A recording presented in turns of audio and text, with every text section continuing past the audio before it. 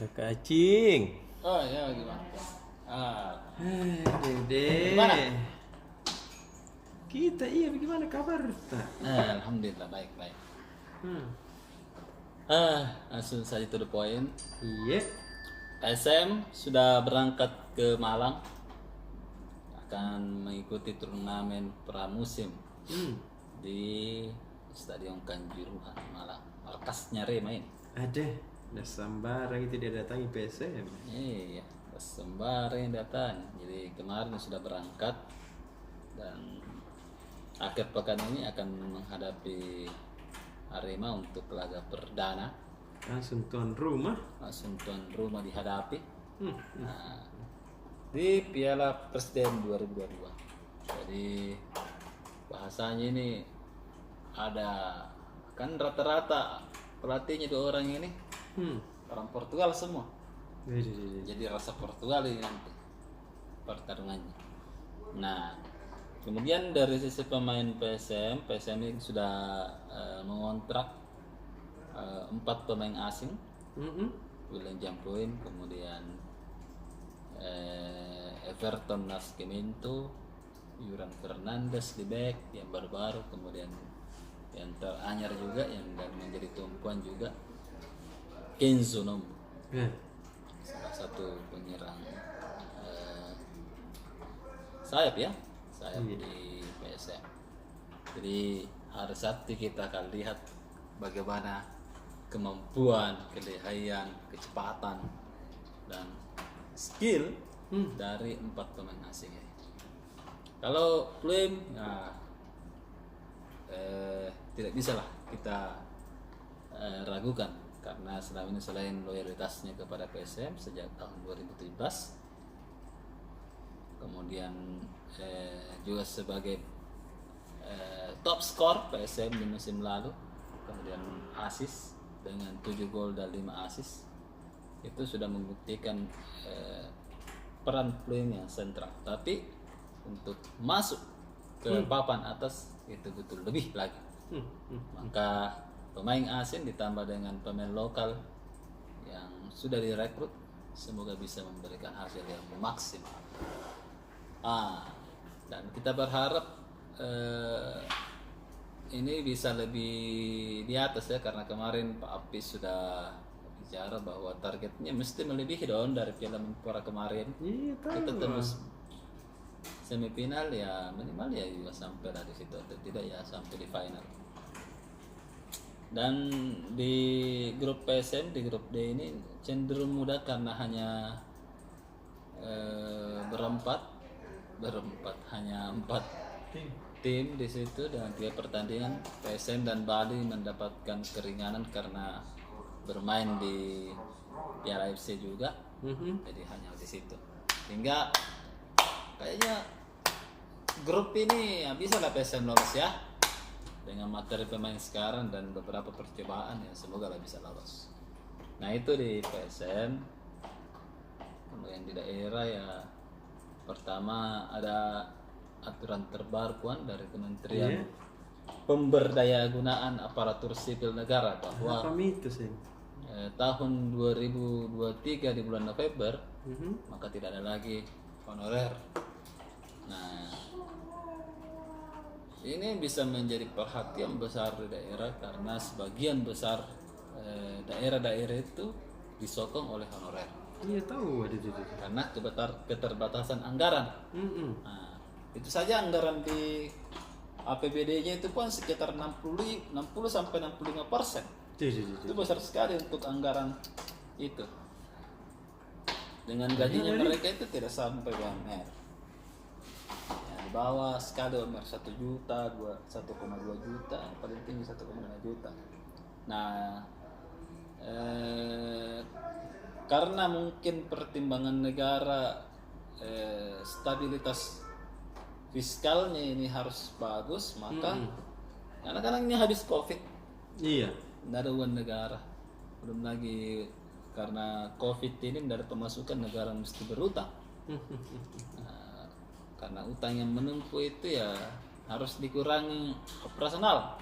Nah ini kan sama tuh jadi Manajemen keuangan keluarga.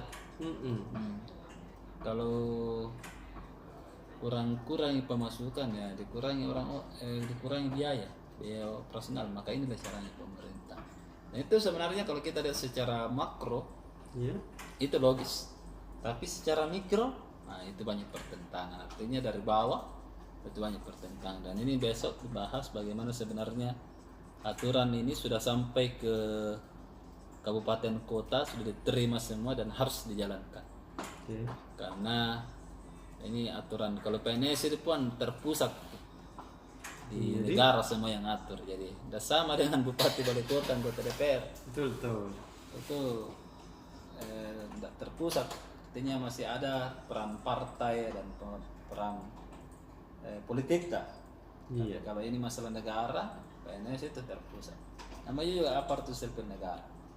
Kalau negara sudah mengeluarkan aturan ya maka harus semua ikut. Harus. Jadi yang terbaru 6.000 honorer di Bulukumba kemungkinan terancam tahun depan. 4.000 di Maros, belum lagi di daerah lain. Itu kita belum kumpulkan data-datanya, sementara reporter mencari di bawah sebenarnya berapa sih sebenarnya honorer. Jadi itu ngeri Pak. Saya curiga ini bisa tembus di 100.000 di Sulsel. Dan ini mestinya memang harus ada semacam taktik ya dari pemerintah kabupaten kota supaya mereka tidak langsung kehilangan pekerjaan. Ada yang dijadikan outsourcing mungkin Pak. Dijadikan sebagai pihak ketiga.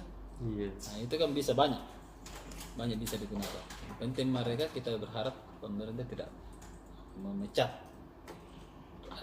ribuan honorer.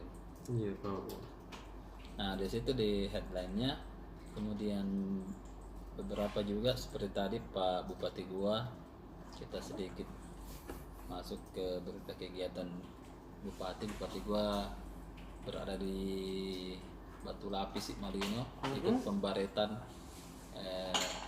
anggota kepolisian BIR sama Kapolda Sulsel bersama dengan Kapolda. Nah di situ dia berharap ini anak muda yang jadi polisi bisa menunjukkan jiwa korsanya dan menjalankan peran-peran kepolisian, mengayomi, melindungi, pokoknya ada peran-perannya. Nah, kemudian selanjutnya adalah masih di halaman daerah karena 2 besok halaman Sulsel. Jadi yang menarik ini kita ke utara dulu. Utara ini sementara lagi geset-gesetnya memasarkan produk lokal daerah. Jadi kalau dulu utara itu kan salah satu yang menarik adalah batik, kain tenun rongkongnya. Terkenal itu, bagus. Kemudian baju berbahan kulit dan rampi. Kalau kita dengar rampi itu viral ke belakang.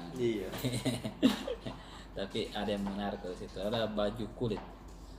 Jadi bahan dasarnya adalah kulit kayu, ada kulit kayunya, besok bisa dibaca apa saja bahan-bahannya, dan itu memang untuk membuatnya butuh teknik tersendiri. Ini sementara dipasarkan, dan Bupati Lutra Indah Putri Indriani Temanku itu. Iya, turun langsung itu memasarkan. Ini andalan natongan di utara. Betul.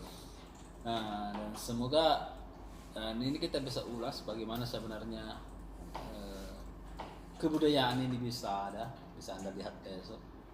Jadi kita akan ulas sedikit terkait. Ini sudah ratusan tahun, bahkan bisa dalam catatan arkeolog ini salah satu baju pertama yang mungkin yang digunakan oleh orang-orang sini sebelum menemukan kain. Iya. Ini seperti kayak ini kan, seperti ini ya. Ini sudah industri. Iya betul. Ini dia lama sebelumnya. Dan itu tekniknya itu membuatnya itu nggak gampang. Ya, jadi ini salah satu kekayaan Mekah yang berasal dari Luwu Utara. Keren, jadi Keren tau. Lu Utara keren. Iya. Kemudian yang lain ada lintas kejadian di daerah dari Bulukumba, kemudian dari Bone, dari Jetapareng. Anda bisa baca besok di halaman daerah Siap. Sulsel, bukan daerah namanya, Tribun Sulsel, menampilkan kejadian di 24 kabupaten kota. Oke, nah. Oke deh, Kak Cacing.